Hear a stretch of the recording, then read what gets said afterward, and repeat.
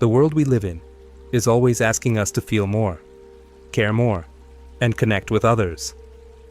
We are taught that emotional depth is a sign of a rich inner life and that empathy is a virtue. And while that is true, there comes a moment, possibly quiet, when you understand that the silence that follows detachment, rather than the cacophony of attachment, is what brings you peace. It's not the icy kind of detachment that numbs and denies, but rather a soft release, like a leaf falling from a tree, because the season has changed, rather than out of rejection. You do not have to carry every weight that is handed to you. Not every feeling is yours to feel. Not every fire is yours to put out. We confuse entanglement with connection. We think that to love we must suffer, that to care we must bleed. But what if love, true love, is simply presence without possession? To stand near another soul without trying to mold, fix, or hold? What if the deepest act of compassion is to honor another's journey without letting it drown yours? Imagine the stillness of a lake. It reflects the world around it, but it is not disturbed by it. The winds may come, the storms may stir, but the lake remains itself. To be emotionally detached is not to be indifferent. It is to understand that clinging to every emotional ripple is like to attempting to control the wind. It will wear you out. You won't find serenity from it, and it will confuse you. Sometimes it's better to be silent than to speak. When letting go is more compassionate than clinging on. When taking a step back is more courageous than taking a step forward. You don't always need to justify yourself. Your boundaries don't need to be justified. The moon never expresses regret for being a sliver one night and full the next. It just is. And that's sufficient. You see, you don't pursue peace. It's what's left over after the chase is over. When grasping, proving, or performing are no longer necessary. When you can remain whole while sitting through the discomfort of not knowing, repairing, or reacting. It's common to misunderstand emotional detachment. When people hear the word detachment, they instantly think of coldness, indifference, or lack of concern. However, the reason for this misconception is because we live in a society that values continuous emotional involvement. We are taught that we must continually immerse ourselves in the emotional currents of people in order to be decent and empathetic. That empathy entails suffering alongside someone, that love entails concern, and that care entails sacrifice. However, once you grasp this little difference, everything changes. Love and detachment are not mutually exclusive. It is, in many respects, the purest form of love one can give to both oneself and other people. Being emotionally detached is taking a step back and observing feelings rather than trying to avoid them. It is the power of being in the moment without becoming overpowered. It is the discernment that your tranquility need not perish simply because someone close to you is experiencing a storm. When emotional turmoil is not continuously taking over the mind, it becomes clearer. You start to perceive circumstances for what they actually are, rather than what your conditioned reactions would have you believe. You start making choices based on clarity, rather than emotion. It is hard to hear your own inner voice when you are constantly connected to other people's emotions. Instead of being a guardian of your music's own energy, you start to reflect theirs. A route back to your center is provided via detachment. Because your emotions are no longer mixed up with the emotional cacophony of everything and everyone around you, it allows you to experience your own emotions more clearly. Detachment can be compared to space. Consider a dancer traversing a space. They can't move freely in a congested room. Obstacles prevent them from expressing themselves. However, they can easily move, produce, and flow in a large space. The room is cleared by emotional separation. It eliminates the superfluous furnishings of excessive emotional commitment and engagement motivated by guilt. You are also free to move, breathe, and simply be in that area. You don't cease to care. In actuality, separation makes your care more deliberate and sophisticated. You start acting from a deeper well of serenity, rather than in response to pressure or terror. You don't have to drown in someone else's suffering to show that you are paying attention. You can be rooted while still making room for them and being present, because you are not uprooted by the winds of other people's emotions. When you have strong roots, you become like a tree, still, steady, silently strong. The reason detachment brings peace is because it removes the constant emotional negotiation that so often defines human interaction. When you're emotionally entangled, every look, every word, every silence becomes a potential trigger. You read into things. You worry about how others feel, what they're thinking, what they need from you, and whether you're giving enough. You become a servant to the moods of others. But with detachment, you begin to realize that most of what people express isn't about you at all. It's their own story, their own filter, their own world of pain or joy playing itself out. The pressure also lessens when you stop taking things personally. You no longer look on other people's responses for approval. You no longer feel the need to defend yourself all the time. You begin to let go of the need to be understood. You allow them to exist in their own truths, while you merely exist in your own. This isn't a separation. Harmony is what it is. Because the frantic want to be perceived in a particular way, to have others behave in a particular manner, and to use emotional leverage to control outcomes, is what leads to conflict. However, you give up the appearance of control when you're disconnected. In a weird way, that restores your independence. Detachment also has a deep gentleness to it. You give up trying. You give up clinging. You put an end to the internal struggle that demands that certain things happen in order for you to feel secure. To maintain your composure, you no longer require that everyone act in a particular manner. Rather, your serenity comes from within. Instead of relying on the constantly shifting tides of circumstances, you anchor yourself. Therefore, you are not devastated when things change, or when individuals depart, let you down, or undergo other changes. Your tranquility was never based on them. Thus, you're not lost. It originated from the silent choice to stop basing your mental condition on the world's erratic weather. The point at which you cease pursuing ongoing emotional highs is also known as detachment. Drama and emotional turmoil are no longer necessary to feel alive and engaged. The silence begins to have beauty for you. You begin to appreciate the small details, the peaceful times, the deep breaths, and the pauses between sentences. You begin to enjoy the peaceful stroll in the forest of your own existence, instead of chasing the emotional roller coaster. You turn into a soft spot for other people to land. You develop into a laid-back manager. You turn into a fleshly potentiality. You become a soft spot for people to land if you develop into a dependable, separable force of nature. Because you are no longer attempting to link your own to anything other than providing unconditional love, which is pure, unburdened, and tranquil. Regaining control requires emotional detachment. It is to keep in mind that your route is your own, even though you may travel alongside others. That even though you may have strong feelings, you don't have to suffer indefinitely. Understanding the calm haven inside of you is the source of peace, not the approval of others. And you start to grasp what pure emotional liberation is like in that still, holy location. Many people's lives are linked with a profound, underlying belief. The notion that being a decent person, loving, or devoted, entails feeling everything, carrying everything, and being everything to everyone. It's the tendency to assume that you must be in pain if someone else is. You have to take in the anger of others.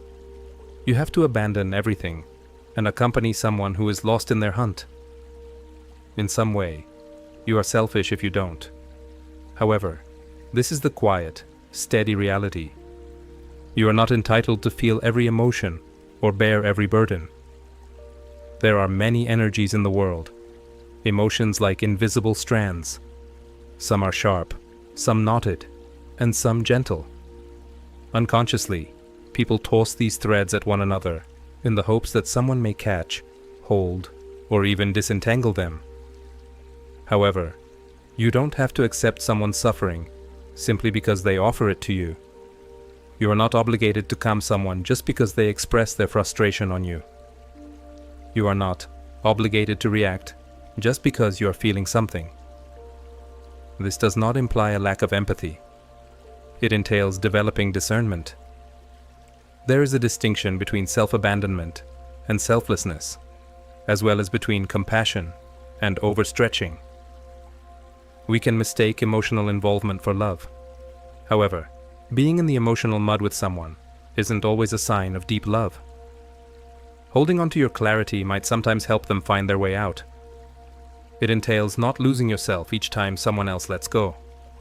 From a location that is grounded rather than entangled, you may still be there, show concern, and provide warmth. Many of us also have a subtle addiction, the dependence on emotional accountability. However, when we carry it into adulthood, it becomes a burdensome load that subtly shapes our relationships, warps our sense of ourselves, and wears us out emotionally. We begin internalizing suffering that is not ours and assuming emotions that are not ours. Every time someone else is cut, you don't have to bleed. You are not a container for the craziness of others. You don't have to become someone's emotional dumping ground if they are perpetually upset, resentful, nervous, or hurt, and they never accept responsibility for their condition. You can choose not to take in information, but you can also listen with empathy. Here, your tranquility resides in boundaries rather than avoidance. The capacity to express, "I hear you. I will not let your storm consume me, even though I see you." It's a quiet, introspective position of self-respect. You learn to stop and ask, "Is this mine?" When someone around you is exploding with emotion, rage, fear, or insecurity, does this emotion come from within me? Or am I being drawn into something that I have no control over? It's all about that conscious moment. It allows you to make your own decisions. You regain your tranquility by making that decision. When you stop over-identifying with every emotional signal in the room, a certain kind of strength appears. You understand that just because someone's energy is loud doesn't mean you have to equal it. Just because they are doesn't mean you have to spiral. You can maintain your composure. You are free to stay who you are. Furthermore, that stability is not a sign of apathy. It's maturity. It's the maturity to understand that genuine support doesn't necessarily resemble emotional investment. Sometimes it's just silent space and a serene presence. You're able to distinguish between situations that genuinely require your attention and those in which you have been swept away by someone else's emotions. One of the most liberating acts of self-love is letting go of the idea that you have to experience everything. You have no control over how other people deal with their feelings. Their development, enlightenment, and inner equilibrium are not your responsibility. That is the path they have taken. You also possess your own. Something lovely occurs when you remain in your own emotional lane. You start to live life to the fullest, because the suffering of others doesn't dilute your joy, it becomes more vibrant. Because your melancholy is genuinely yours, rather than a reflection of someone else's suffering, it takes on greater significance. Your feelings become genuine, rather than inherited. But if I don't feel it for them, who will? Is a common question, as if your pain is the cost of your love. But suffering is not necessary for love. Giving up your health, to demonstrate your allegiance, is not what love is all about. You are a part of true love. It encompasses your tranquility, limits, and emotional well-being. Your love isn't complete if it doesn't include yourself. It's a covert self-eraser. Allow them to express their emotions. Allow them to digest, dissect, blow apart and reconstruct. You don't have to get involved to see it all. You don't have to be the space in order to hold it. You don't have to be a martyr to be kind. Despite the clouds in the sky, the sun continues to shine. It waits patiently for the storm to pass, still radiating from behind the veil. The same is possible for you. You can be calm, steady, light, and untangled. Your presence then turns into a gift. You don't carry everything for other people, nor because you do, because you serve as an example of a new way of being, one in which the altar of emotional duty does not sacrifice tranquility, one in which you are complete on the inside, one in which love is freely given out of truth rather than obligation. You are not entitled to experience every emotion. You don't have to bear every load, and you start down the path of freedom as soon as you start to respect that. You start living from your core, unrestrained and unrepentant. We eventually come to the realization that constantly seeking approval from others, out of a need to be understood, accepted, or emotionally satisfied, turns into a form of suffering in and of itself. At first, it is subtle. We persuade ourselves that others will eventually reach the same emotional depth as us if we simply explain things correctly, open our hearts sufficiently, and be patient and compassionate. We occupy space. We continue to extend the benefit of the doubt. But gradually, without realizing it, we start to shrink in order to stay connected. This peaceful collapse of the self is where emotional detachment turns into insight rather than coldness. Withdrawing affection is not the goal of emotional detachment. It's about stepping back from illusion. The delusion that if you love someone more, they would change. The delusion that just by showing them your heart, they will suddenly notice you, hear you, and value you. They won't all the time. They aren't always able to. Additionally, it can become a kind of emotional famine to wait for someone else to emotionally connect with you. We frequently believe that emotional connections are reciprocal, that others will reflect our openness, vulnerability, and emotional presence. However, emotional openness is not communicable. Even if you provide an example of openness, you may still find yourself conversing with someone who is dismissive, emotionally guarded, inaccessible, or ignorant. You can speak the truth and be met with silence. You can meet deflection and provide understanding. And whether we remain emotionally calm or descend into emotional chaos depends on what we do next at that very moment. Emotional potential is an addiction for many of us. When someone reveals a little bit of their depth, we catch the glimpses, the flashes of vulnerability, and we fall in love. We're hoping. We think. We relive those times like spiritual breadcrumbs, persuading ourselves that they will eventually open completely if we stay a little longer and love a little more. However, they don't, most of the time. Emotional closeness necessitates a level of self-awareness and inner effort that not everyone is prepared to perform, not because they are bad people.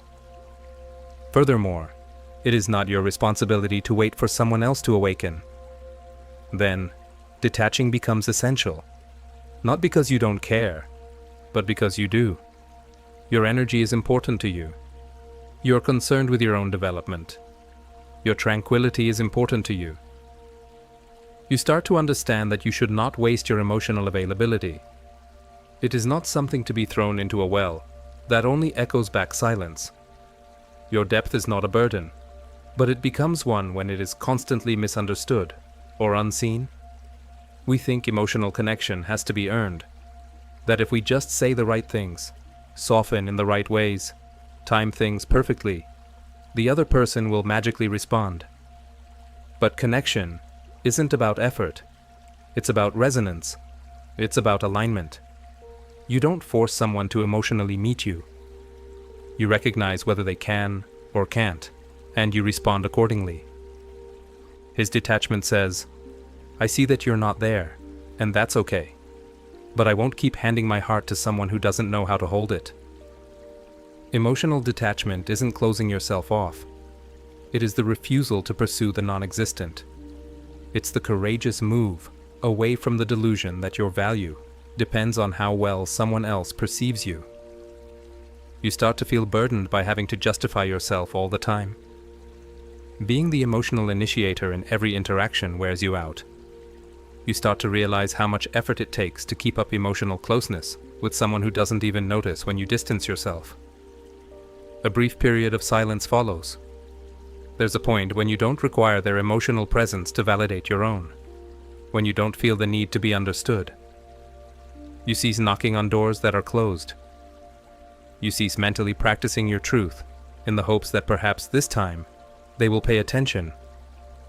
You begin to give your inner world that presence, understanding, attention, space, and softness. At first, it's a peculiar type of tranquility. It feels strange, like inhaling after holding your breath, like silence after years of commotion. However, it expands consistently and slowly. Every time you resist the urge to defend yourself, it gets stronger. You no longer feel the need to correct someone when you witness them diverting emotion. Remind yourself that you are not invisible each time you feel invisible. You're just in the wrong room. We discover that relationships don't always need to be intensely emotional, that not everyone we care about will emotionally connect with us. And it's all right. We cease requesting water from dry wells. We start to respect the peaceful reality of what is truly present and cease viewing emotional connection as something to be forced. Emotional detachment might sometimes mean giving yourself room to see clearly. We mistake projection for connection when we are overly emotionally invested. When we pour our hidden desires into someone in the hopes that they would finally slake along. Standing thirst, we mistakenly believe that we are bonding with them. However, we start to see what's truly going on when we take a step back and emotionally detach. We observe what is being spoken, what is being concealed, and what trends are emerging. Additionally, we make choices based on clarity rather than want. That insight comes from detachment. It clears the mist of need-tangled hope and expectation.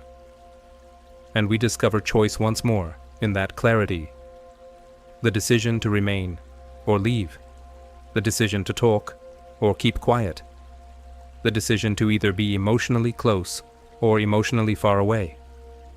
And we regain control each time we make that decision based on internal factors rather than outside pressure. Being emotionally detached requires bravery, and we regain control each time we make that decision based on internal factors rather than outside pressure.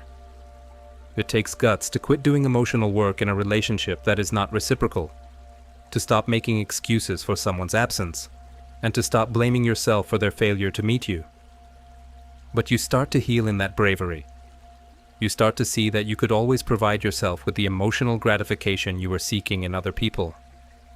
You cease romanticizing emotional hardship. You cease to worship the possibility of connection. You start looking for alignment. True emotional reciprocity, not chemistry, connection, or history. You learn to walk away out of a profound respect for your emotional health, rather than out of resentment or coldness. You now see that waiting for an unavailable person to be emotionally present is a sort of self-abandonment, and you decide to stop doing it. You decide to be there for yourself in order to confront your own vulnerability and hold your own depth. And you stop settling for less after that. You become the one who understands yourself, so you no longer feel the need to be emotionally understood. since you are now the one who comprehends yourself. And you find serenity in that comprehension. There is a subtle but profound shift that occurs when one begins to see attachment not as a form of love, but as a form of fear. We are taught from a young age that to love someone is to hold on to tether ourselves to them, emotionally, mentally, spiritually. We cling because we care. We worry because we love. But underneath the surface, much of what we call attachment is the fear of being alone, the fear of letting go, the fear of losing identity in the absence of another. Attachment often masquerades as devotion. However, it is not the same. Genuine dedication is cost-free.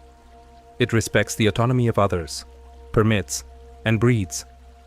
Attachment tightens, clutches, and demands that you stay in order for me to feel complete. And the source of misery is found in that very sentence. Putting your entire being into something that isn't you. When we develop an emotional bond with someone, we start using them to define who we are. Our mood is influenced by theirs. Their separation causes us to get anxious. Their silence becomes our self-doubt. We lose our center, not because they took it, but because we handed it over in hopes that they would take care of it. That nobody else can hold your center for you. It is yours and yours alone. Letting go of emotional attachment is not about becoming indifferent. It's about becoming aware. Aware of how we create stories around people, how we imagine they should be, how we expect them to full emotional roles they never agreed to play. It's about seeing how we project our inner world onto them, hoping they will carry what we have not yet learned to hold. We say we are hurt by others, but more often than not, we are hurt by our own expectations. We expected them to respond, to stay, to understand, to care, in the exact way we needed, and when they didn't, we crumbled, not because they failed us, but because we had built a part of our emotional foundation on their behavior. That is an attachment's fragility. Your tranquility becomes reliant on an uncontrollable circumstance. You start to regain control when you're emotionally detached, not in the sense of controlling others or withholding love, but rather in the sense of not requiring others to act in a particular way in order for you to be at peace. You start to gently control your own emotions instead of relying on the presence or behavior of others. You gain the ability to observe your emotions without allowing them to determine your value.